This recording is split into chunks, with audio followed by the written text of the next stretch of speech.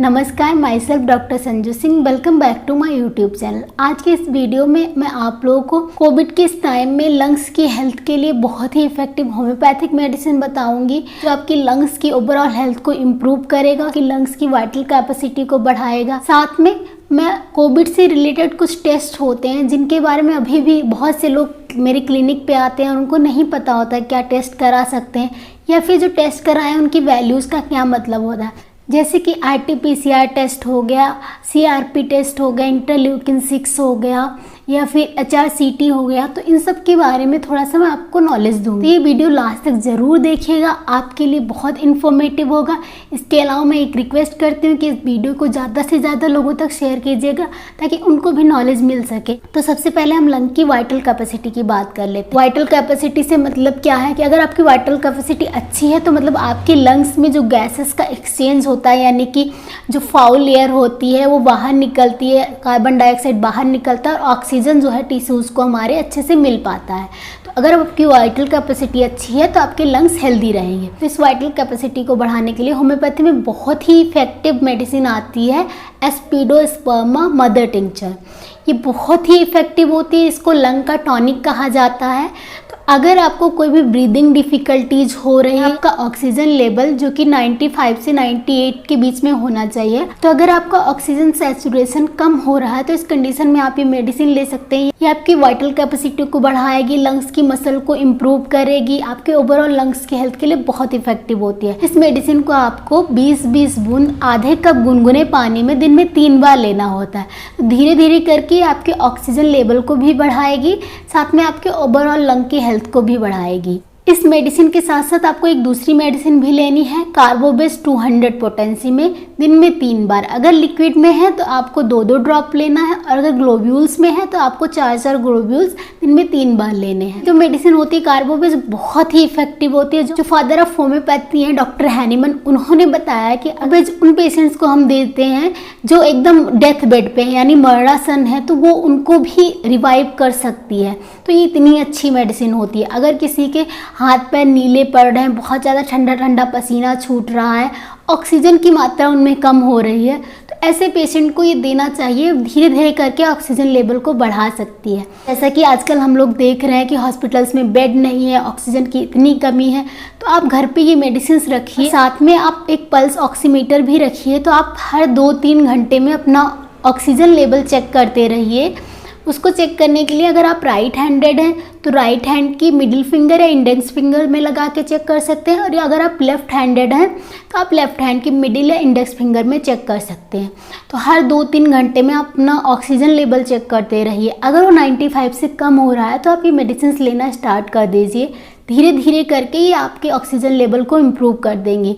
लेकिन अगर आपका ऑक्सीजन लेवल 90 से भी कम होने लग रहा है तो आप ज़रूर अपने घर में ऑक्सीजन सिलेंडर रखिए, और ज़रूरत के हिसाब से आप ऑक्सीजन ले सकते हैं। और अगर 85 से भी कम होने लग जाए या फिर बहुत ज़्यादा तेज़ी से गिरने लग जाए, ऐसी कंडीशन में आप अपने डॉक्टर से बात कीजिए, और अगर ज़रूरत पड़े तो आप हॉस्पिटलाइज हो जाइए, क्योंकि हमें रिस्क बिल्कुल भी नहीं लेना है। और जो भी आप मेडिसिन लेते हैं ट्राई कीजिए कि आप डॉक्टर की प्रिस्क्रिप्शन के साथ ही लीजिए। ये मेडिसिन में सिर्फ नॉलेज की पर्पज़ से बता रही हूँ, जो बहुत अच्छा रिजल्ट दे रहे हैं मुझे क्लिनिकल एक्सपीरियंस में। अब हम बात कर लेते हैं कुछ टेस्ट के बारे में जो कोविड-19 के केसेस में करवाया जा रहा है। तो इसमें एक टेस्ट होता है रैपिड एंटीजन टेस्ट। वो विदिन 30 मिनट्स इसका रिजल्ट आ जाता है। नेजल स्वैब या माउथ से स्वैब लेके टेस्ट करते हैं, और अगर ये आपको पॉजिटिव आ रहा है मतलब आप कोविड पॉजिटिव हैं। और इन केस अगर ये निगेटिव आ रहा है तो इसका ये मतलब नहीं कि आप निगेटिव हैं। इन केस अगर आपको सिम्टम है तो आपको RT-PCR करवाना चाहिए। इसका जो रिजल्ट है वो 24 to 48 आवर्स में आता है। डिपेंड करता है लैब की अवेलेबिलिटी पर या फिर वहाँ पे कितना लोड है, इस पर डिपेंड करता है, क्योंकि आजकल टेस्ट रिपोर्ट बहुत लेट आ रहे हैं। RT-PCR का मतलब होता है reverse transcription polymerase chain reaction, इसे रियल टाइम RT-PCR भी कहते हैं।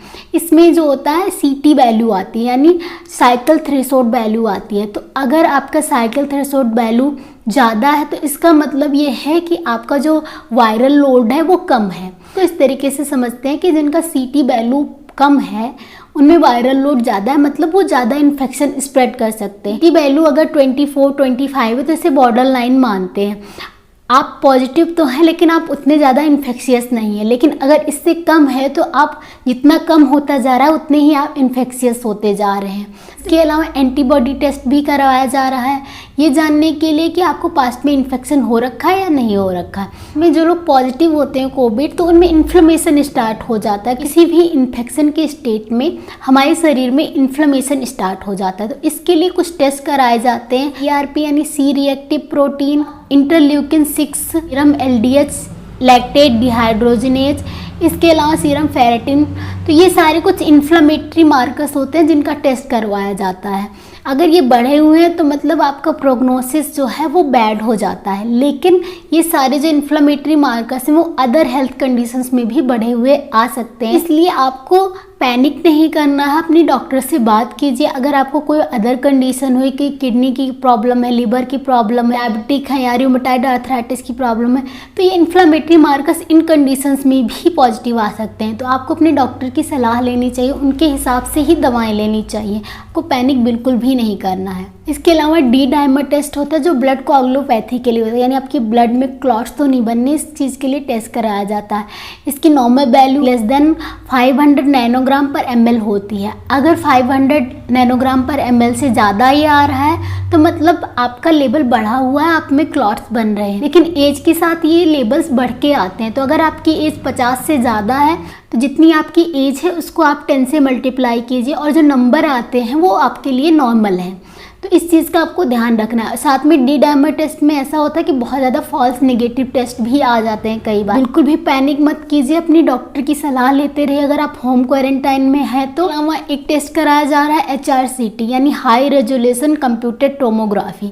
ये चेस्ट का CT स्कैन होता है। इसमें क्या होता है कि जो हमारे लंग्स होते हैं उसको 25 पार्ट्स में डिवाइड करके टेस्ट किया जाता है और उसी के बेस पे कितने पार्ट्स इन्वॉल्व हैं उसकी स्कोरिंग की जाती है। तो जनरली ये 25 स्कोर्स दिए जाते हैं। अगर आपको लेस देन 10 स्कोर्स मिले हैं तो मतलब आपको माइल्ड निमोनिया है, आपका थोड़ा सा लंग इन्वॉल्वमेंट है। अगर ये 10 से 15 है तो मतलब आपको मॉडरेट है प्रॉब्लम, हो सकता है आपको हॉस्पिटलाइज होना पड़े। लेकिन आपको अगर 15 से एबव है और साथ में आपको ब्रेथलेसनेस वगैरह भी है तो मतलब आपको सीवियर प्रॉब्लम हो सकती है। अगर आपको ज़्यादा प्रॉब्लम लगती है तो आप तुरंत हॉस्पिटल जाएं। ये सारे मैंने कुछ टेस्ट के बारे में बताया। अगर इनसे रिलेटेड कोई क्वेरी है आपकी तो मुझे ज़रूर बताइएगा। कोई भी आपके क्वेश्चन है तो कमेंट करके बताइएगा, मैं ट्राई करूँगी मैं सबको रिप्लाई कर सकूँ। कुछ लोग जो पॉजिटिव हो रखे हैं तो उन्हें बहुत ज़्यादा ये रहता है कि हम कब दोबारा टेस्ट कराएँ, कब RT-PCR दोबारा करवाएँ जब हम निगेटिव आ जाएंगे। तो जो लोग असिम्प्टोमेटिक हैं यानी जिनमें कोई भी सिम्टम्स नहीं है और जो पॉजिटिव आ गए हैं वो 9 डेज़ के बाद अपना टेस्ट करवा सकते हैं। उनको 9 डेज़ के बाद वो निगेटिव आ सकते हैं। लेकिन जिनको माइल्ड सिम्टम्स हैं उनको 14 डेज़ के बाद अपना टेस्ट दोबारा करवाना चाहिए और जिनको थोड़े सीवियर सिम्टम्स हैं उनको 21 डेज़ के बाद अपना टेस्ट दोबारा करवाना चाहिए। के अलावा भी कुछ चीज़ों का आपको ध्यान रखना है। हल्की फुल्की एक्सरसाइज आप करते रहिए। सुबह में 5-10 मिनट अनुलोम विलोम जरूर कीजिए अगर आपको कोई दिक्कत नहीं हो रही उससे। तब अगर आप कोविड पॉजिटिव है तो जब भी आप एक्सरसाइज करते हैं उससे पहले और एक्सरसाइज करने के बाद अपना ऑक्सीजन लेवल ज़रूर चेक करें कि उसमें कितना डिफरेंस आता है या क्या चेंजेस आते हैं। अगर आपको बहुत ज़्यादा बॉडी एक है, आपका फीवर जो है 102-103 रह रहा है, साथ में आपको ब्रीदिंग डिफ़िकल्टी भी हो रही है, आपको डायरिया हो रखा है, फिर आपको कफ है, चेस्ट कंजेशन है, लॉस ऑफ स्मेल है, लॉस ऑफ टेस्ट है, ऐसे कोई भी अगर आपको सिम्टम आ रहे हैं, आपका टेस्ट हुआ हो या टेस्ट नहीं हुआ हो, आपको अपने आप को कोविड पॉजिटिव मान के चलना है। अपने आप को क्वारंटाइन कर लीजिए ताकि आप अपनी फैमिली में दूसरों को इन्फेक्शन स्प्रेड ना करें और बाकी लोग इससे बच पाएँ। तो ये सारी कुछ जानकारी मैंने दी आपको टेस्ट्स के बारे में जो कोविड के टाइम पे हो रहे हैं। साथ में मैंने 2 बहुत इफ़ेक्टिव होम्योपैथिक मेडिसिन बताई जो आपकी लंग की हेल्थ को इम्प्रूव करेगी।